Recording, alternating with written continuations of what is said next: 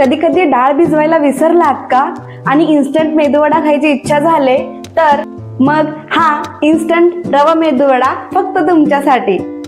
चवीला अप्रतिम आणि बनवायला एकदम सोपा, बाहेरून अतिशय कुरकुरीत आणि आतून एकदम मऊ, हे बघून कोणालाही वाटणार नाहीत की हे रव्यापासून बनवलेले मेदूवडे आहेत।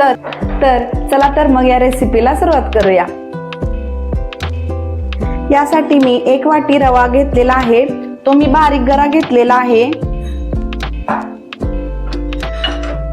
2 बारीक चिरलेली हिरवी मिरची, 8 ते 10 कढीपत्त्याची पाने बारीक चिरून घेतलेले आहेत, कोथिंबीर बारीक चिरलेली, 1 इंच एवढे आलं किसून घेतलेलं, पाव चमचा आपण मिरेपूड टाकणार आहोत, 1 चम्मच सोडा, अर्धी वाटी दही, 1 मध्यम आकाराचा कांदा मी घेतलेला आहे, तो आपण बारीक चिरून घ्यायचा आहे, तळण्यासाठी तेल, चवीनुसार मीठ आणि आवश्यकतेनुसार पाणी। तर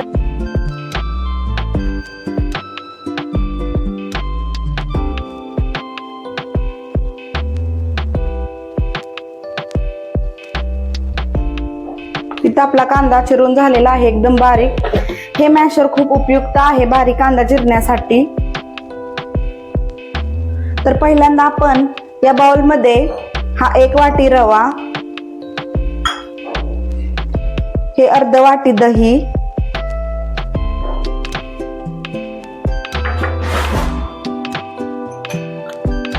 आणि चवीपुरतं मीठ घालून मिक्स करून घेऊया। हे मिक्स करताना आपल्याला लागेल तेवढे पाणी यामध्ये ऍड करायचे आहे।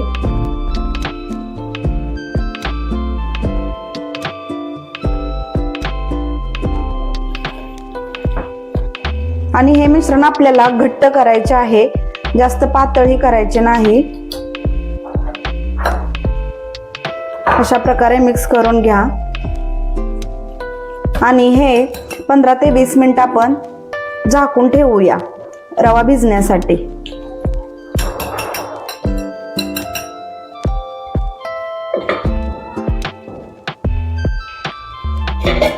तर इथं आपलं मिश्रण हे भिजलेलं आहे, तर आपण यामध्ये कांदा, मिरची हे सगळं मिक्स करूया। तर पहिल्यांदा आपण मिरची, कढीपत्ता, कोथिंबीर, आले,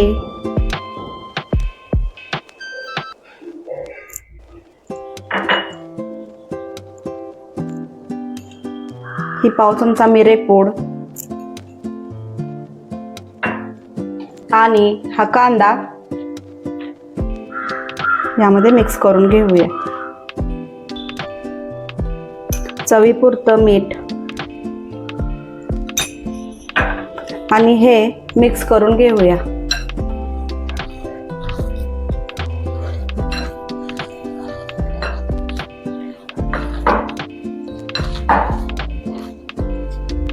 तुम्हाला जर वडे खूप जास्त कुरकुरीत हवे असतील तर तुम्ही यामध्ये 1-2 चम्मच तांदळाचे पीठ घालू शकता।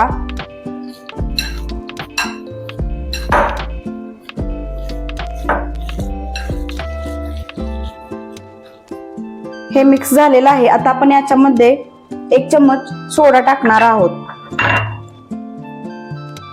हा सोडा,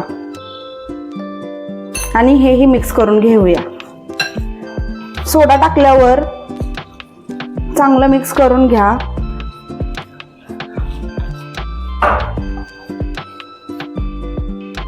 आणि जर कांदा टाकल्यानंतर तुमचे मिश्रण जर खूप सैल झाले तर तुम्ही यामध्ये रवा घालू शकता, आणि जर घट्ट झाले तर तुम्ही यामध्ये थोडे पाणी ओतून सैल करू शकता।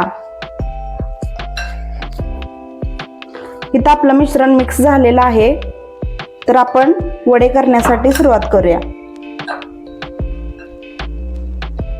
तर मी इथं कढईमध्ये तेल गरम होण्यासाठी ठेवलेलं आहे, तर आपण असं कागदावरती तेल लावून अशा प्रकारे बनवून घेणार आहोत आणि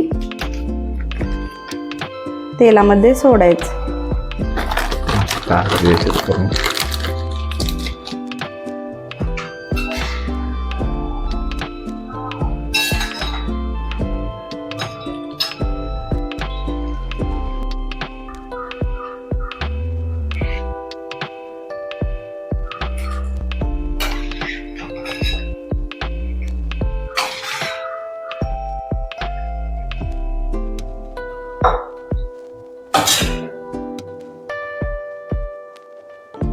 तुम्ही हा वडा सॉस खोबऱ्याची चटणी सोबतही खाऊ शकता।